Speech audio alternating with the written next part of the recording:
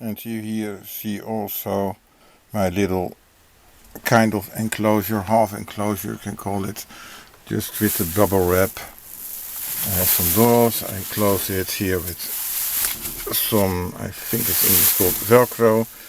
So the problem is now that I don't see it much just with the cameras, but of course I can always look at the cameras on the screen or open it when I want, but I will probably be making a more visibly open door at the front and maybe do some extra insulation again as well, so that this will be working even better or using less electricity.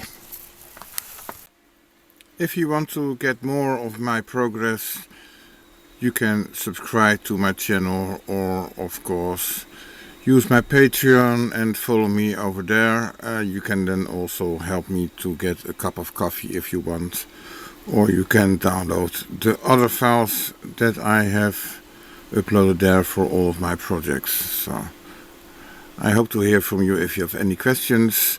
Maybe I can make new videos about that.